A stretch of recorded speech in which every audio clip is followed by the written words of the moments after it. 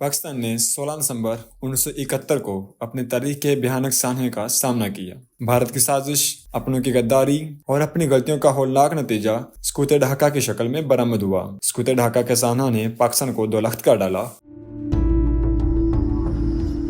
اور اس حادثہ نے ہر محب وطن پاکستان کا جگر چیر ڈالا۔ پھر پاکستان نے دل پر پتھر رکھ کر بنگلہ دیش کی علیحدگی کو قبول ہی نہیں، اسے دل سے آزاد اور خود مختار ریاست کے طور پر تسلیم بھی کیا۔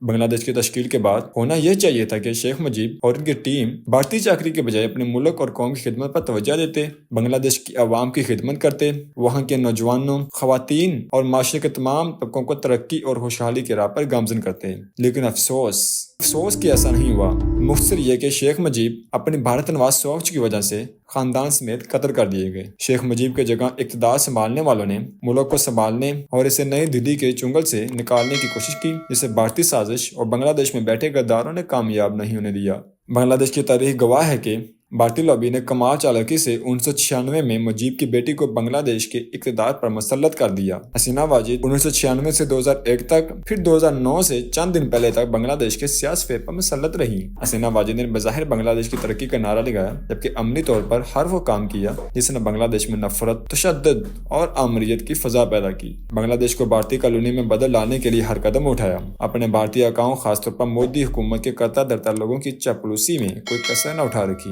ایسی ملک اور عوام دشمن پالیسیاں بنائی کہ بنگلہ دیش میں غربت، بے روزگاری اور افلاس نے ڈیرے ڈال لیے۔ ایسے حالات میں بنگلہ دیش کے نوجوان اور طالب علم حسینہ واجد کے بھارت نواز حکومت کے خلاف اٹھ کھڑے ہوئے، اور اس عظیم اور تاریخی احتجاج کے نتیجے میں عامر حسینہ واجد کو اپنے آقا ملک یعنی بھارت بھاگنا پڑا۔ حسینہ واجد تمام تر تکبر، گھمنڈ اور طاقت کے باوجود عوام کے غیظ و غضب کا مقابلہ نہ کر سکی۔ اس وقت حسینہ واجد بھارت میں اپنے فاشسٹ آقاؤں کے تلوے چاڑ رہی ہیں، جبکہ بنگلہ دیش کے ماہر اقتصادیات اور نوبل انعام یافتہ پروفیسر محمد یونس ملک کے سیاسی شرازے کو پھر سے منظم کرنے کی کوشش میں ہیں۔ پاکستان کے ہر فرد، ہر حکومت کی خواہش ہے کہ بنگلہ دیش دشمن کی سازشوں سے محفوظ رہے، ترقی کرے اور استحکام کے مناظر طے کرے۔